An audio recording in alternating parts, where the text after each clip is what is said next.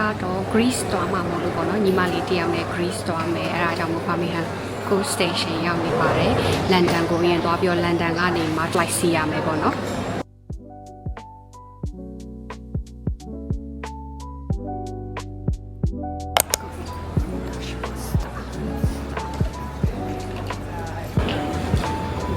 Santorini ကိုသွားပါမယ်Santorini ကတော့အကုန်လုံးသိကြတဲ့အတိုင်း Greece ကအရန်ကိုလာတဲ့ island လေးတစ်ခုဖြစ်ပါတယ်။ကိုရဲ့ dream places တွေထဲတစ်ခုလည်းဖြစ်တယ်ပေါ့နော်။အဲ့တော့ Santorini ဘယ်လောက်လာတယ်။ကိုရီပဲသွားလဲမှာလဲ။ဘာတွေလုပ်မှာလဲဆိုတာလိုက်ကြည့်ပေးကြပါဦးနော်။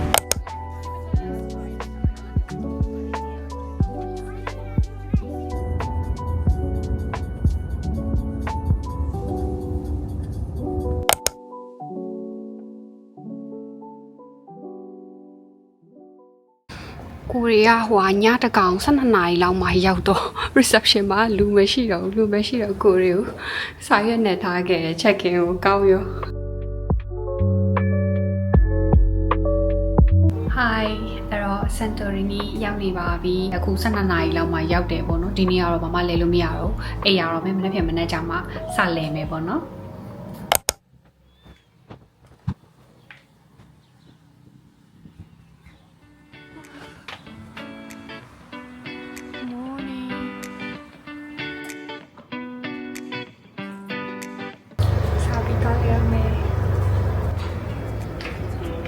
နေရတော့ share ဘူးအခုကတော့မနက်10နာရီထိုးပြီပေါ့နော် breakfast အရင်သွားစားပြီးတော့မှသွားလဲမယ်အခုဒီ Santorini မှာက mainly က Fira နဲ့ Era ဆိုပြီးမျိုးနှမျိုးရှိရယ်ကိုရီးယားကျတော့ Fira မှာနေရယ်ပေါ့နော် breakfast စားပြီး Era ကိုအရင်သွားလဲမယ်အခု breakfast စားမယ့်နေရာရောက်နေပါတယ်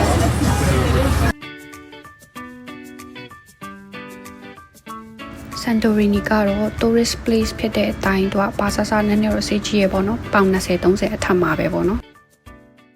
ဒီကနေပြန်ရင်တော့ဒါကတော့ရှင်းမဲပြီပဲအခု Fira နေ Era ဖတ်သွားမလို့ပေါ့နော် bus station ရောက်နေပါတယ်ဒါကတော့ Santorini မြို့ရဲ့ map ပဲဖြစ်ပါတယ်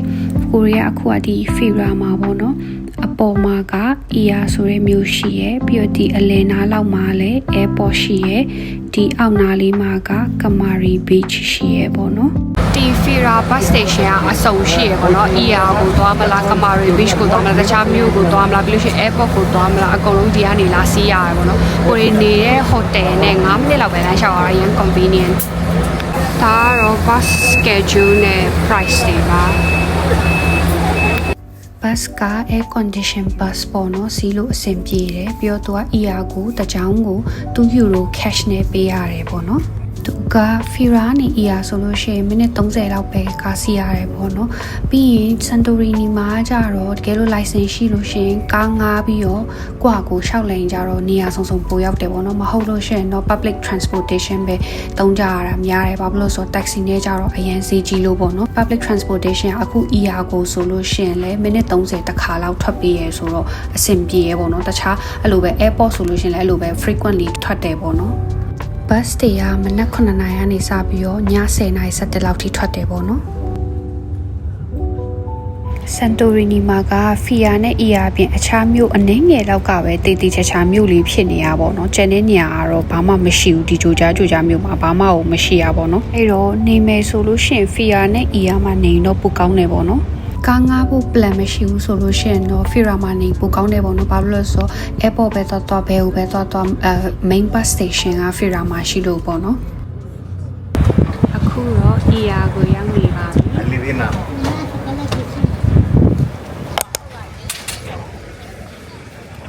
သူကဒီမှာ ATM ဆက်တွေအများကြီးထထားပေးရပေါ့နော်တကယ်လို့ exchange လုပ်ချင် ATM ဆက်ကနေပဲခါရ exchange လိုက်ရင်လည်းအဆင်ပြေရစိုင်းရှာကြမလို့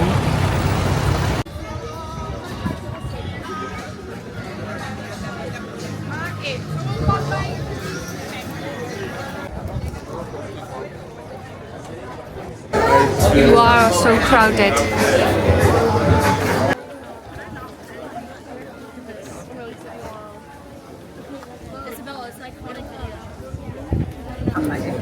လှလိုက်တာ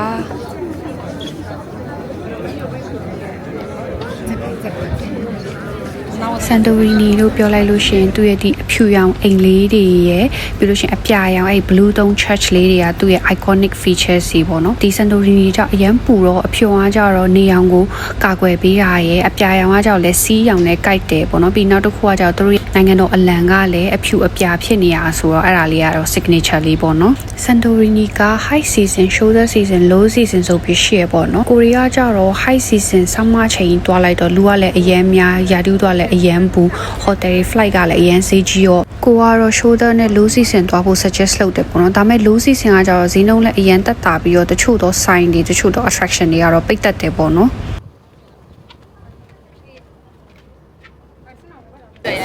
တပ်ပုံရိုက်ဖို့တန်းစီနေတယ်နောက်နေ့ကျမှမနဲ့အစော်ကြီးထားပြီးလာတော့မယ်ဆန်တိုရီနီက tourist place ဆိုတဲ့အတိုင်းပဲသူ့မှာ souvenir shop တွေအများကြီးရှိရပေါ့နော်ဒီ souvenir shop လေးဆိုလို့ရှိရင်အရန်လှပေါ့နော်တပ်ပုံရိုက်ရင်လည်းလှတယ်သူ့ရဲ့အိုးခွက်ပကံ souvenir လေးရလည်းအရန်လှတယ်ပေါ့နော်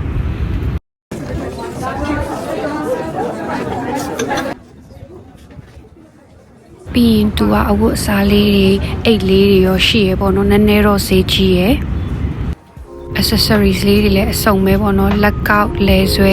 ဒီ Greeks ကကြတော့သူ့မှာနာမည်ကြီးရဲ့ souvenir ရှိရပေါ့နော် Greek evil eye လို့ခေါ်တဲ့အဲ့လို blue eye shape charm လေးတွေပေါ့နော်သူကအဲ့လိုလဲဆွဲအိမ်မှာလည်းရှိရလက်ကောက်ဒီမှာလည်းရှိရအဲ့လို souvenir လောက်တာပေါ့နော်အဲ့ဒါရဲ့အဓိပ္ပာယ်ကသူကအဲ့လို negative energy တွေ backlight တွေကို protect လုပ်ပေးရပေါ့နော်လေးချစ်စရာလေးဒီမှာအကုန်လုံးကလိုချင်စရာလေးတွေပဲ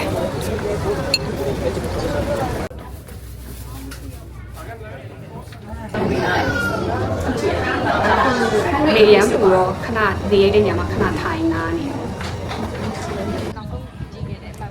ဆန်တိုရီနီမှာအခုလိုမျိုးပိုင်ရှင်မရှိတဲ့အကြောင်းလေးအများကြီးတွေ့ရတတ်တယ်ပေါ့နော်သူတို့တွေကို local နဲ့ foreigner တွေကပဲအစာကျွေးညာပေါ့နော်နောက်ဆန်တိုရီနီလာဖြစ်ရင် cat food လေးယူလာပြီးကျွေးလို့ရပါတယ်လို့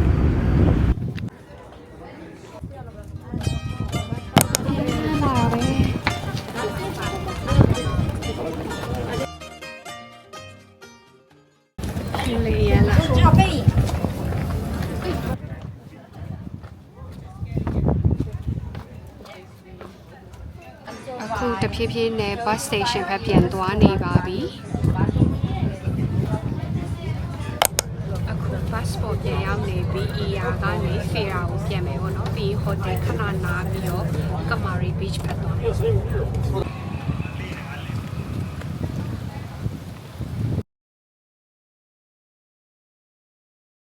အခု hotel ပြန်နေတော့ညအတွက်ရိတ်ခါလေးတစ်ချက်ဝင်မယ်နေတယ်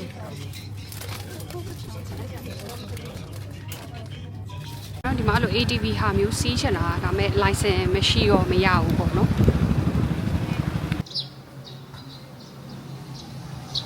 ဟုတ်တယ်ပြန်ရောက်နေပြီအခု Kamari Beach ဖက်သွားပါမယ် bus ထက်စီးပြီးတော့ bus ကမိနစ်20ပဲစီးရမယ်အဲ့ဒါသွားပြီးတော့တပုံသွားရိုက်ပြီးတော့ beach လေးသွားချင်မယ်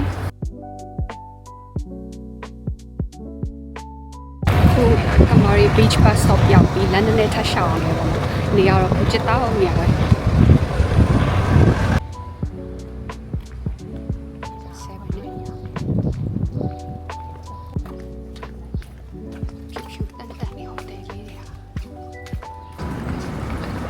7 minutes လောက်ရှောက်ပြီးတော့ရောက်ပါပြီ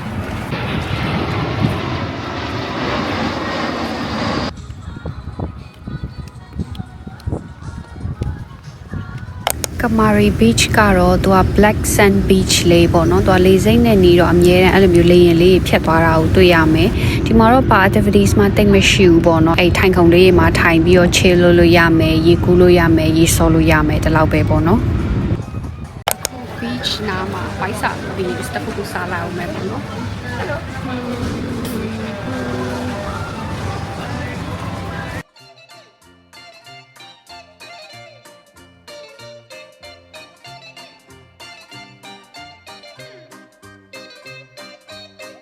restaurant က complimentary ပေးတဲ့ dessert လေးပါစားလိုက်ပါဦးမယ်။သူကGreek yogurt တင်ကောင်းတယ်။စားကောင်းတယ်။ shop ရဲ့ tissue မှာသူရဲ့ Greek စာလေးတွေကိုလောက်ထားချက်စရာလေး လမ်းလောက်လို့ရဒီမှာကဒီခုံတန်းလေးတွေပေါ်မှာထိုင်ချင်တယ်ဆိုလို့ရှိရင်သူနဲ့သက်ဆိုင်ရာ restaurant တွေကနေတခုခုမှာပြီးတော့မှာထိုင်လို့ရတယ်ပေါ့နော် Coral Beach မှာခဏချိန်နေပါတယ်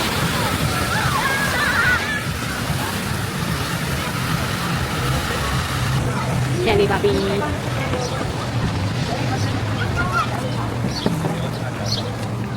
station ဖက်ပြန်ရောက်နေပြီ Fira ဖက်ပြန်ပြီးတော့ hotel ဖက်ပြန်ပြီးခဏသွားနာမယ်ပြီးမှညကျရင် Fira ကိုလဲမယ်ပေါ့နော်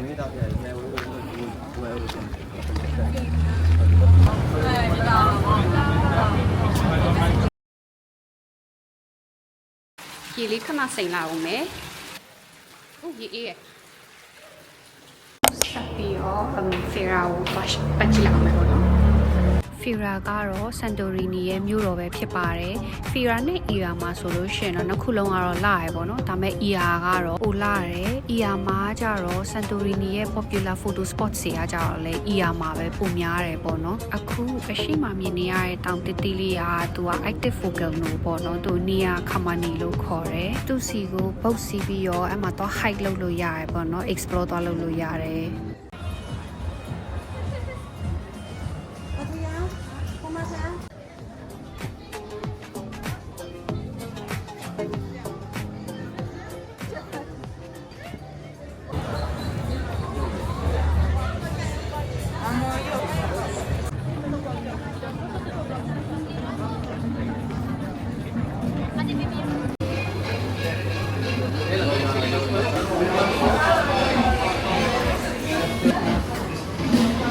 အကုန်လုံးကလှုပ်ချစ်စရာလေးတည်ပဲမက်ဂနက်လေးချစ်စရာလေးဒီမှာ Greek မှာတို့ရဲ့နာမည်ကြီးရဲ့ rap လေးစားလိုက်အောင်မယ်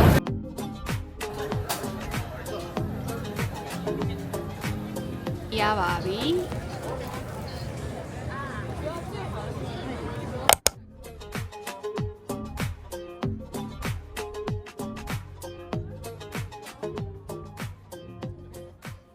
Morning ဒီနေ့ကတော့ day 3ပေါ့နော်ဒီနေ့မနက်နိုးလာတော့ငလင်အသေးစားလေးလှုပ်သွားတယ်ပေါ့နော် Santorini ကဒီ2025အစပိုင်းမှာငလင်အကြီးစားလှုပ်သွားပြီးတော့travel စီအောင်ခဏရက်လိုက်ရတယ်ပေါ့နော်သူက state of emergency တွေကြီးညာပြီးတော့ငလင်တွေနည်းနည်းငြိမ်သွားပြီးရဲ့နောက်ပိုင်းမှာ travel စီကိုပြန် run တယ်ဒါပေမဲ့နောက်ပိုင်းမှာလည်းငလင်အသေးစားတွေကတော့ဆက်ပြီးတော့လုံနေသေးရဲ့ပေါ့နော်Hello morning အခုဖလာပြင်ပြီးတော့အရာဖတ်ထပ်သွားပြီးတော့တပုံသွားရအောင်မယ်ပေါ့နော်ဒီနေ့ရောပြီးလို့ရှိရင်ပြန်လာရင်နေ့လည်ကြလို့ရှိရင် sunset cruise စီရမယ်ဆိုတော့ဒီနေ့ကတော့အဲ့ဒါလုပ်မယ်ပေါ့နော်view လေးရန်တော့နေရအရင်ပူတာပဲဒါပေမဲ့ view ကတော့ share လာ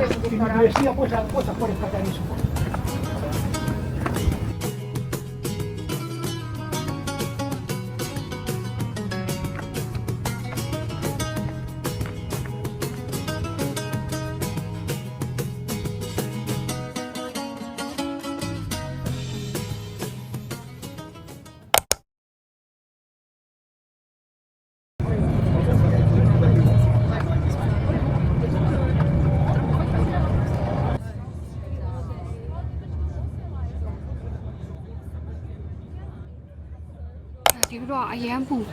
ဘာလို့ heat exhaustion မှာရချင်နေပြီ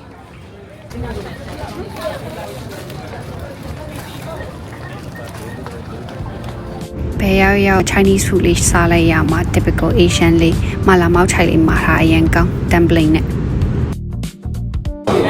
မနေ့ကစားလေးအဲ့ lemon လေးအရန်ကောင်းနေချင်းချင်းလေး ice cream လေး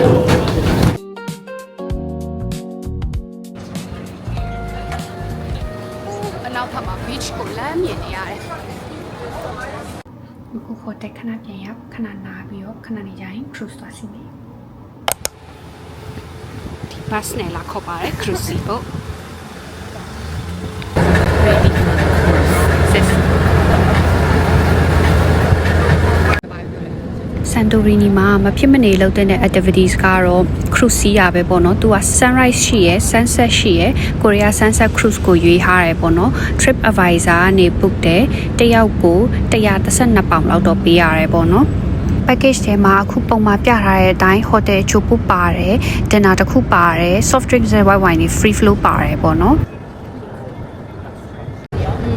ဒီရောပြာကြီး တ်သွားနေပါပြီနေရာတော့ကိုကျစ်တော့29 degree ကိုအမလေး40လောက်ခံစားနေရတယ်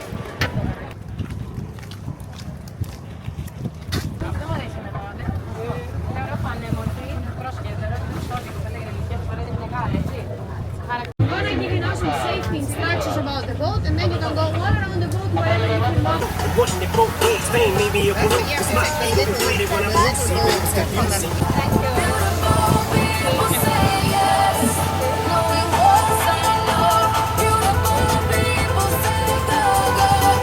This what you preach, and what you turn the other cheek. All the fun. အခုကတော့ cruise itinerary ရဲ့ first stop Red Beach နေရာလေးရောက်နေရပဲဖြစ်ပါတယ်ဒီမှာတို့30မိနစ်လောက်နားပြီးတော့ရေကူးလို့ရတယ် snorkeling တွေလုပ်လို့ရတယ် cruise ပေါ်မှာပဲနားနေလို့ရတယ်ပေါ့နော်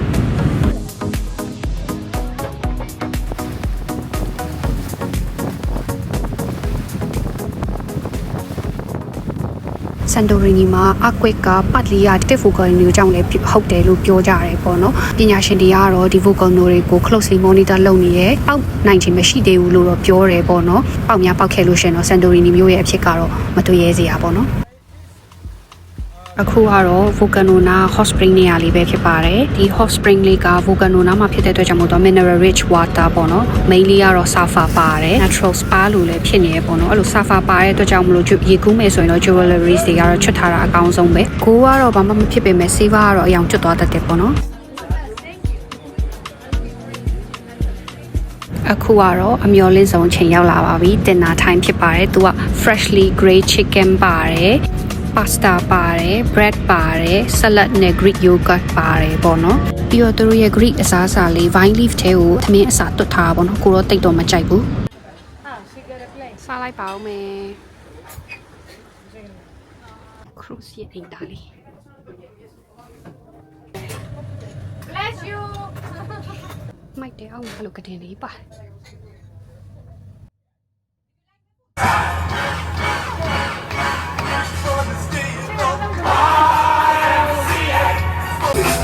တော့မပြီးတယ်တော့ပြောင်းတယ်ကပ်တင်ရတော့လောက်ပြီ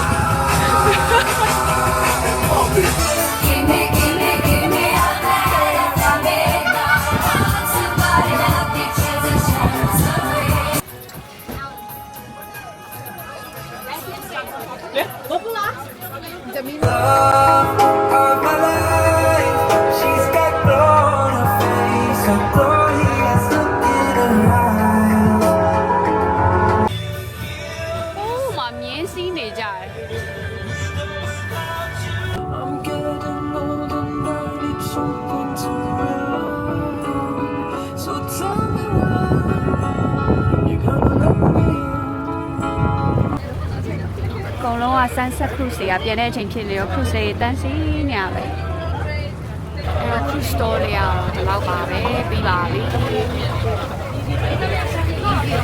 ပြီးပါပြီအခုစိတ်ကမ်းဖက်ပြန်ရောက်ပြီပေါ့နော်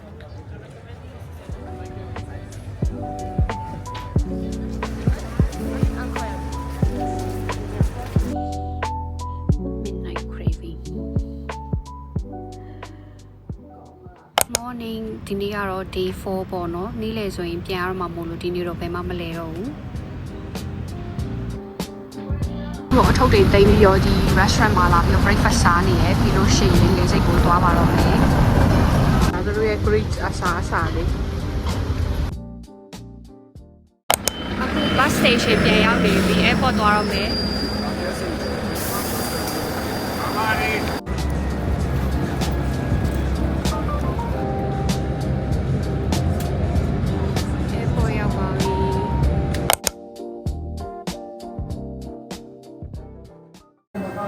immigration တော်တော်များများဖြတ်လာ Greece က immigration ကတော့အကြိုက်ဆုံးပဲ10မိနစ်15မိနစ်လောက်နဲ့အကုန်ပြီးသွားအဲ့ဒါနဲ့အချိန်ရနေလို့ရေမွေးလေးလိုက်ရှူလိုက်ပါအောင်မယ်အဲ့တော့ကိုယ့်ရဲ့ Santorini trip လေးကတော့ဒီလောက်ပါပဲလို့နောက်ဆုံးအနေနဲ့ပြောချင်တာကတော့ Santorini အရန်လာပါတယ်လို့တသက်မှာတစ်ခါလောက်တော့ရောက်ဖို့တဲ့နေရာမျိုးဖြစ်ပါတယ်လို့ပြောချင်ပါတယ် vlog ကြည့်ပေးတဲ့အတွက်လည်းအားလုံးကျေးဇူးအများကြီးတင်ပါတယ်